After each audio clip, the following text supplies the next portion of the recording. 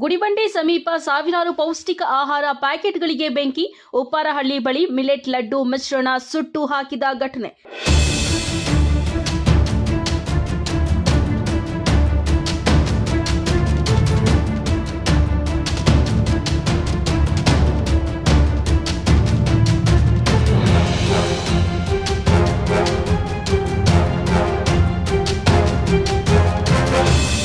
ಗರ್ಭಿಣಿಯರು, ಬಾಣಂತಿಯರು, ಶಿಶುಗಳಿಗೆ ನೀಡುವ ಆಹಾರವೇ ಬೆಂಕಿಗೆ ಆಹುತಿ.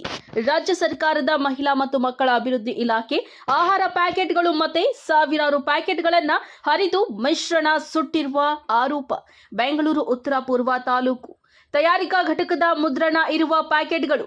ಗುಡಿಬಂಡೆ ಅಂಗನವಾಡಿಗಳಿಗೆ ಈ ಪ್ಯಾಕೆಟ್ಗಳು ಸರಬರಾಜು ಆಗಿಲ್ಲ. ಘಟನೆ ಬಗ್ಗೆ ಇಲಾಖೆಯ ಮೇಲ್ವಿಚಾರಕಿ ಪರಿಶೀಲನೆ ನಡೆಸಿರುವ ಮಾಹಿತಿ. ಪೌಷ್ಟಿಕ ಆಹಾರ ಸುಟ್ಟಿರುವುದರ ಹಿಂದೆ ಯಾರು? ತನಿಖೆಗೆ ಆಗ್ರಹ. ಸರ್ಕಾರದ ಉಚಿತ ಪೌಷ್ಟಿಕ ಆಹಾರ ದುರ್ಬಳಕೆ ಶಂಕೆ. ಸ್ಥಳೀಯರಲ್ಲಿ ಆಕ್ರೋಶ.